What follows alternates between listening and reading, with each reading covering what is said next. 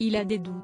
Depuis le 16 décembre dernier, les proches et amis de Delphine Jubilard vivent un calvaire. Malgré l'ouverture d'une enquête, des battues et des perquisitions, aucun indice n'a permis d'en savoir davantage concernant ce qui a pu arriver à la jeune femme. Le 18 juin dernier, cette affaire a connu un nouveau rebondissement avec la mise en examen pour homicide volontaire sur conjoint de Cédric Jubilard. Alors qu'il est le principal suspect, l'époux de l'infirmière de 33 ans ne cesse de clamer son innocence et a récemment demandé sa remise en liberté. Lors de l'audience du mardi 6 juillet, ses avocats ont tenté de démontrer que cette incarcération n'était basée sur aucune preuve tangible mais, selon les informations publiées par Le Monde, ce n'est pas l'avis de tout le monde. Un des frères de Delphine Jubilard n'a pas hésité à affirmer que, pour lui, Cédric Jubilard n'a pas tout dit. L'artisan cacherait-il des preuves pouvant faire avancer le dossier et apporter des réponses concernant cette mystérieuse disparition?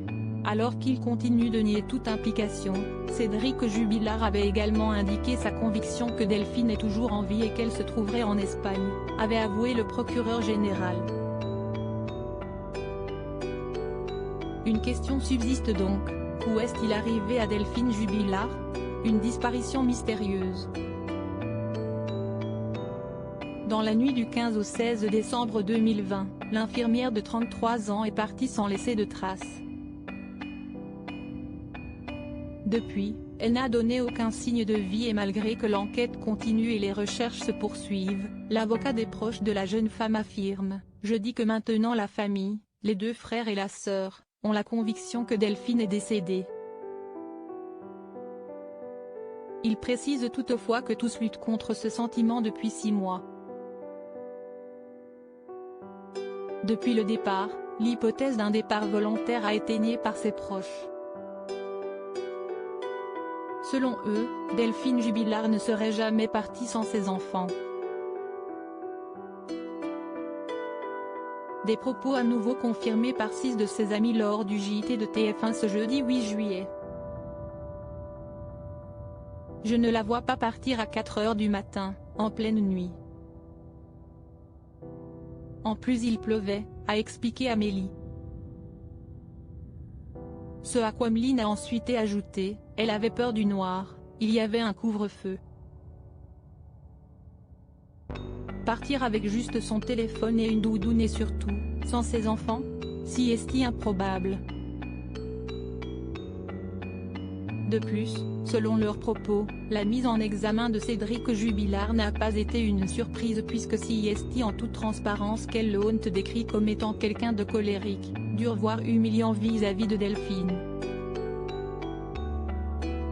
Pour Séverine, il aurait pu commettre l'irréparable sur un coup de nerf, conclut-elle. Alors qu'il ne cesse de clamer son innocence, Cédric Jubilard reste pour l'instant le principal suspect de cette affaire. Cédric Jubilard, quels sont les propos choquants qu'il a pu tenir? Delphine Jubilard serait-elle encore en vie? Alors que les mois passent, les proches de la jeune femme ne perdent pas espoir et ses amis non plus. De nombreuses révélations ne cessent de voir le jour au fil des semaines et la dernière en date de ce jeudi 8 juillet. Lors de l'entretien accordé à TF1, Valérie s'est souvenue d'une conversation avec Cédric Jubilard. Je l'avais croisé en novembre, juste avant la disparition de Delphine. Il m'avait dit, sur un ton méchant, qu'elle voulait divorcer, explique-t-elle avant d'ajouter, il m'a ensuite dit, il y a des choses qui vont changer.